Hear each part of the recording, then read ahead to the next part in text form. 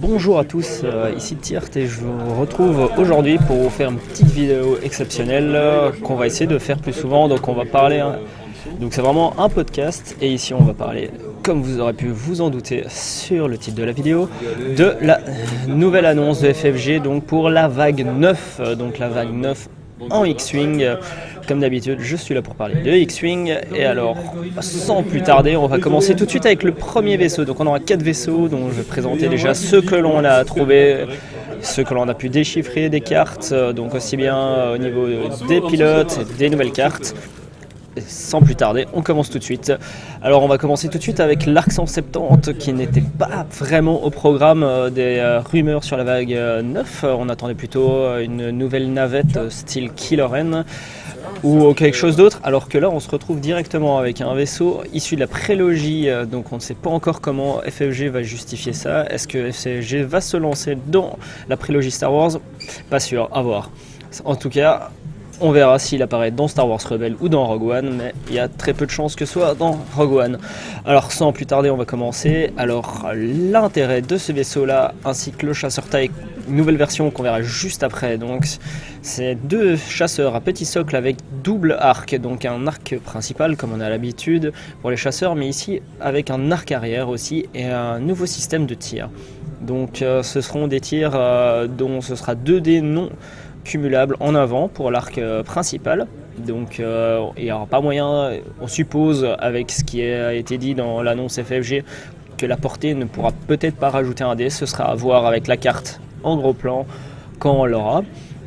Mais par contre, ce que l'on sait, et ce qu'on est sûr et certain, comme vous pouvez le voir ici à droite de l'image, c'est bien le nouveau titre, donc le titre de l'Arc 170 qui coûtera donc 0 points, donc qui permet donc du coup, comme vous pouvez le lire, d'avoir un dé d'attaque en plus en arc principal, ce qui nous fait 3 en attaque principale, ainsi que 2 en arc arrière de base, avec la possibilité de changer un résultat œil en crit.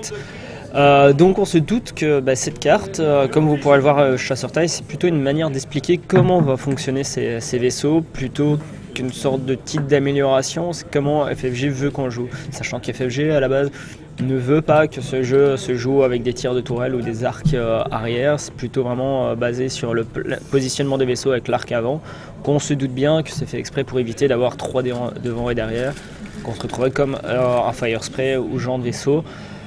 On doute bien qu'on sait que c'est pas la volonté de FFG à ce niveau-là.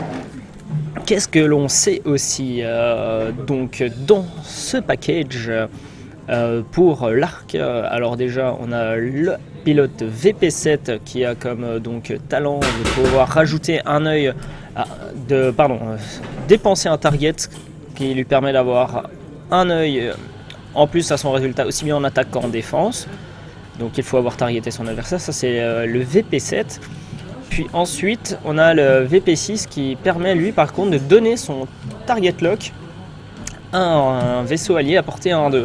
Donc on peut déjà imaginer des combos en escadrille de l'arc afin d'avoir plusieurs possibilités d'attaque aussi bien avec l'arc avant que arrière. De plus, dans les cartes qui nous sont déjà annoncées, on s'attend déjà à un nouvel astromech qui est ici de Star Wars Rebels, qui est le R3.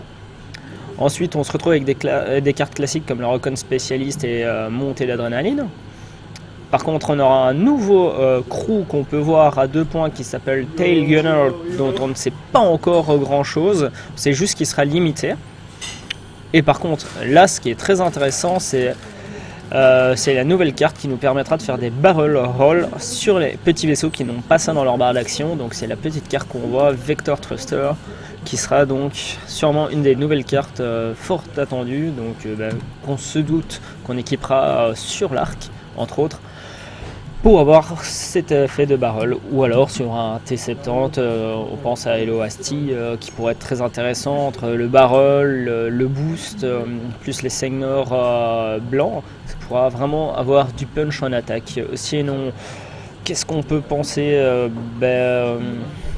c'est qu'on a aussi une nouvelle torpille, la Seeker Torpedo, qu'on voit juste entre le titre et le Vector Thruster, que hélas on ne sait pas encore trop ce que ça va donner, à part que ce serait un tir à portée 1 dans l'arc principal, avec une attaque.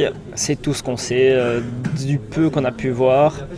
Donc voilà, c'est vraiment très basique. Encore une fois, c'est la première annonce. Par contre, ce qui nous met la hype, c'est vraiment un vaisseau rebelle qui a une puissance d'attaque, qui a pas mal de PV. On regrettera juste le 1 seul dé d'agi. Par contre, c'est aussi ses slots d'amélioration. Donc on part sur un slot élite crew, en plus d'avoir de la missile et un astromech. Donc on se retrouvera vraiment avec un chasseur lourd comme il a été montré dans Star Wars 3 dans l'intro, quand on voit Obi-Wan et Anakin attaquer le vaisseau du général Grievous et du comte Dooku. Donc voilà, on va sans plus tarder passer au deuxième vaisseau. Donc le deuxième vaisseau qui est ce coup-ci le TIE nouvelle version. Donc le TIE qui sera une sorte d'équivalent à l'Arc 170. Donc on se retrouve ici avec un chasseur taille avec beaucoup de points de vie, contrairement à ce qu'on connaît. Donc on se retrouve vraiment dans une poursuite de l'idée du taille FO, mais on a amélioré. Donc 3 boucliers, 3 points de vie. Ensuite, par contre, on perd 1 en dé d'agi. Et là où ce vaisseau va devenir très très puissant, c'est grâce à son titre aussi, donc qui permet de faire ou bien 2 attaques par tour, ou bien d'avoir un dé en plus en arc avant. Donc ça va être vraiment un vaisseau très agressif qui n'aura pas peur de se mettre dans la mêlée et qui donc on n'aura pas spécialement envie de le retourner tout de suite pour profiter d'une double attaque.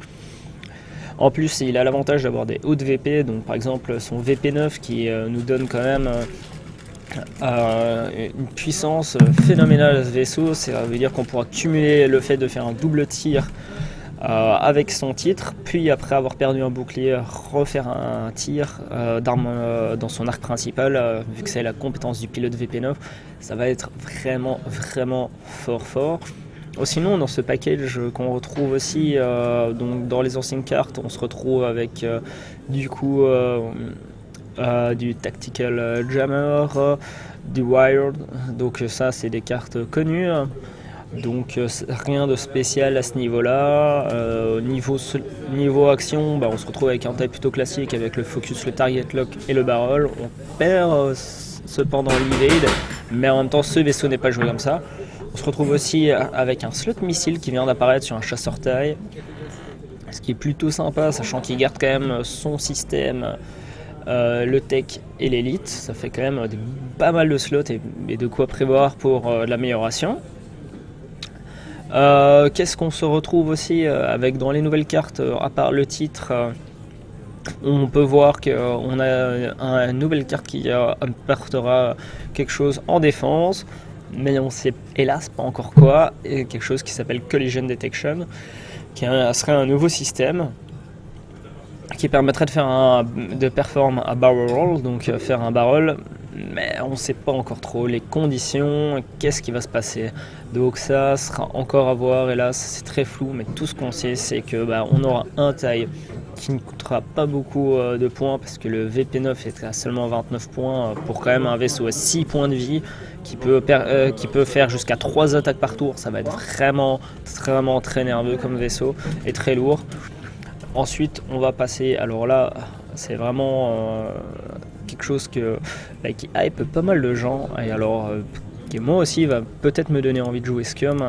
C'est celui-ci, le vaisseau Mandalorien qu'on a pu voir apparaître donc dans Star Wars Rebels, lorsque les A-Wing se font décimer par des vaisseaux mandaloriens. Et donc qu'est-ce que c'est que ce vaisseau? C'est tout simplement le A-Wing intercepteur des Scum, ni plus ni moins. Donc on se retrouve avec un vaisseau avec 3 d'agi de base et 3 d'attaque, donc vraiment un intercepteur, avec un point de vie en plus qu'un intercepteur. Donc vraiment c'est quelque chose de très performant. Il est en plus doté du boost, du barrel naturel, ce que le A-Wing n'a pas, mais ce que l'intercepteur a. En plus il a un target lock, ce que l'intercepteur n'a pas. Et il a le focus évidemment. L'avantage de ce vaisseau, c'est évidemment son VP9, comme vous pouvez le voir, c'est très violent. Donc l'avantage de ce VP9, c'est un vaisseau à portée 1, c'est très simple, on a 1 dé en plus en attaque et en défense. Ça veut dire qu'on monte à 5 dés en attaque et 4 dés en défense, plus son titre à 1 point qui permet d'avoir un dé d'evade si on se retrouve dans l'arc de tir de son ennemi et qu'on l'est aussi. Donc si jamais on se retrouve avec notre arc de tir sur le vaisseau et que l'ennemi aussi, à portée 1, on gagne une evade en plus du résultat de dés, donc ça va être très très dur à descendre comme vaisseau. En plus, il peut profiter du coup aussi d'auto-thruster, ça va vraiment être une plaie infernale à éliminer ce vaisseau. Mais FFG a bien fait les choses. Évidemment, ce vaisseau n'a pas beaucoup de points de vie, ça va être comme un intercepteur. Dès que ça prend des dégâts, ça va pas aimer ça, mais ça reste très très très très très très puissant. Après, ce que l'on sait aussi donc sur ce pilote, c'est que pas le VP9 mais le VP6 aura comme faculté, d'après avoir fait une manœuvre rouge, d'obtenir 2 focus, ce qui nous rappelle fortement Soontir d'une manière détournée. Et après on a donc d'autres cartes dont Fearless, qui serait une nouvelle carte titre. On ne sait pas encore trop, Elite, mais on ne sait pas encore trop les conditions, si ce sera unique au scum ou pas, à voir, on ne sait pas plus dessus. Donc ça c'est tout ce qui concerne donc, du coup les 3 premiers, donc les petits vaisseaux de cette vague. Sans plus tarder, on va passer donc au dernier vaisseau, qui est en fait le Shadowcaster, qui est en fait le vaisseau de la pote de Sabine, qu'on retrouve aussi dans Star Wars Rebels. D'où la question de l'arc, est-ce qu'il sortirait aussi dans Star Wars Rebels dans la nouvelle saison qui viendra? On ne sait pas. Ici on se retrouve encore avec un gros vaisseau, avec la particularité typique des Scum, c'est qu'après le Scout, on se retrouve un autre gros vaisseau avec 2 dés d'agir. On se retrouve avec 3 boucliers et 7 points de vie, donc c'est quand même du vaisseau assez lourd à descendre. 3 d'attaque, et avec la particularité et une nouvelle règle, c'est que son arc de tir serait donc amovible, donc on pourrait bouger son arc de tir comme action, semblerait, étant donné qu'il est affiché à côté de l'IV, du target et du focus.